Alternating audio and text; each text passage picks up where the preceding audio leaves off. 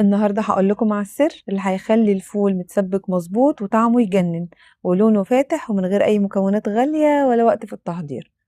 هيطلع زبدة يا جماعة، شوفوا شكله عامل إزاي. هاقول لكم على التريكات واحدة، واحدة، طريقة سهلة وبسيطة وأحلى من الجاهز.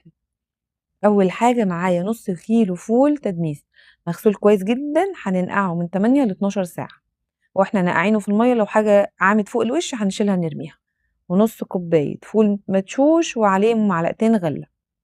وهنا الفول بعد ما اتنقع يا جماعة هنبدأ نعبيه، هاجيب قدرة الفول وهابدأ أعبي فيها، لو مفيش قدرة ممكن حلة سورها عالي أو في حالة الضغط.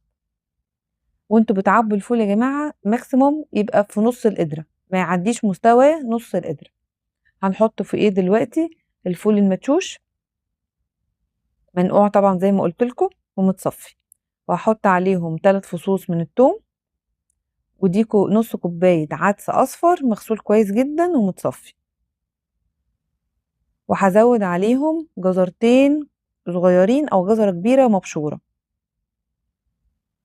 وأنا حطيت هنا معلقة بابريكا كبيرة، واللي مش حابب يستعمل ممكن يحط ربع معلقة كركم، ودول 3 ليمونات، الليمون عاملة فيه شق بسيط بس عشان يحافظ لي على لون الفول فاتح وجميل، وهازوّد عليه مَيّة مغلية لحد أمّا أغطّي الفول كلّه، هاخدهم غلوة على النار، وبعد ما الفول يغلي معايا دلوقتي هابدأ أغطّيه، هاحط ورق زبدة فوق الوش، وهاحط عليهم دلوقتي ورقة فويل، عايزة أقفله كويس جدًا بإحكام عشان ما يسرّبش منّي.